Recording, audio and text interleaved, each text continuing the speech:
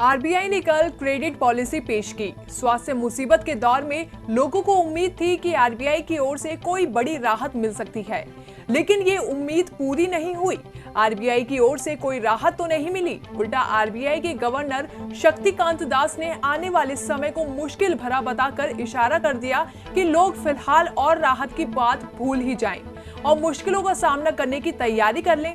इसके अलावा क्या कुछ कहा आरबीआई गवर्नर ने, इस रिपोर्ट में देखिए। देश स्वास्थ्य मुसीबत में फंसा तो हर सेक्टर मुश्किल में फंस गया। सरकार ने लॉकडाउन लगाया तो सब कुछ बंद हो गया, जिससे तमाम लोग बेरोजगार हो गए। देश में बेरोजगारी दर 27% से ऊपर चली गई है। मई में अनलॉक की शुरुआत के बाद इस पर थोड़ा अंकुश लगा, लेकिन अर्थव्यवस्था अभी तक पटरी पर नहीं आ पाई है।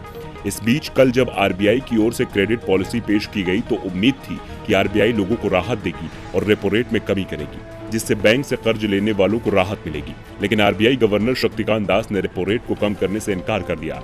उन्होंने कहा कि इस समय महंगाई दर तेजी से बढ़ रही है, ये सही समय नहीं है कि रेपो रेट को कम किया जाए।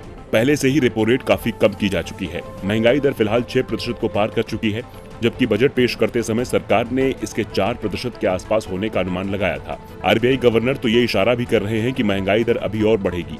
खाने पीने की चीजों में महंगाई की सबसे ज्यादा परेशानी गरीब और मजदूरों को उठानी पड़ रही है, क्योंकि इस समय उनके पास काम की भी कमी दिख रही है। और बढ़ती महंगाई को देखते हुए आरबीआई ने रेपो रेट कम नहीं किया है। महंगाई तो बढ़ ही रही है, लेकिन विकास दर घटती जा रही है। स्वास्थ्य मुसीबत से पहले ही देश की विकास दर मुश्किल में फंसी हुई थी और ये एक दशक के निचले स्तर तक पहुंच चुकी थी। विकास दर में तेजी के तमाम उपाय असफल साबित हुए थे और तभी स्वास्थ्य मुसीबत ने देश में दस्तक दे दी, जिसके बाद विकास दर और भी गहरा गोता लगा गई। इस वर्ष की पहली छमाही में नकारात्मकता रहेगी। इसके पीछे लॉकडाउन को मुख्य कारण माना जा रहा है। दूसरी छमाही में जीडीपी में सुधार तो होगा, लेकिन पूरे साल में विकास दर निगेटिव ही रहेगी। यानी साफ है कि अभी लोगों को राहत मिलने की कोई उम्मीद नहीं है।